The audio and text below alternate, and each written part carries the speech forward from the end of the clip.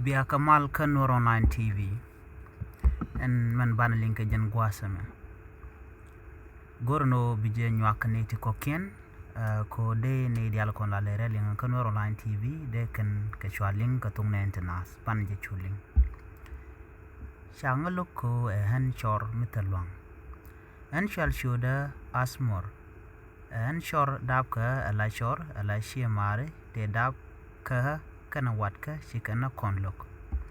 shen kana ajaga long achanga kwaka ki bene ka shikan kala ka shikan apok ka shikan shanga gwaba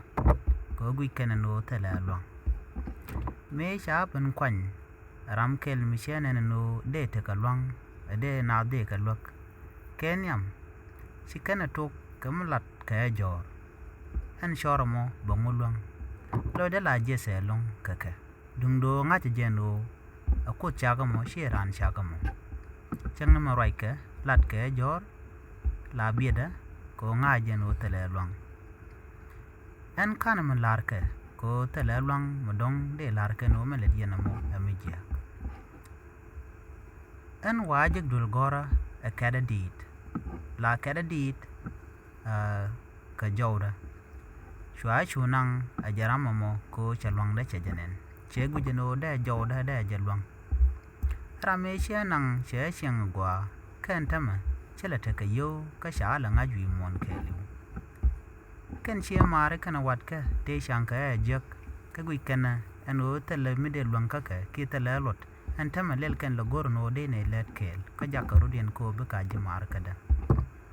an war ga me we ka yen diala no gwa zan tele jido tele ram bi jinok gwedeje an shor ka shi kos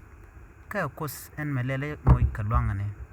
burana ngajino kwadana kan dor kan ben kaji brodo palpin koti dial te kalwang ko kunyal te ram te kalwang ko kon ke kuje mo shangwe ke jorba gorno jen brodo malpin ko bi tin goton kondi lwang kalat kanas dire kalat amene mi chukut je bije kwadana titen yene dial konti lat kanat jor ne dial te kalwang dundo me kan long du kan ben la le de shiete lem bulwan kalene kanas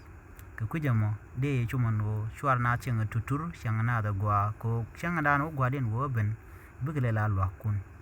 neme ejendan de lariya biate kamal bye bye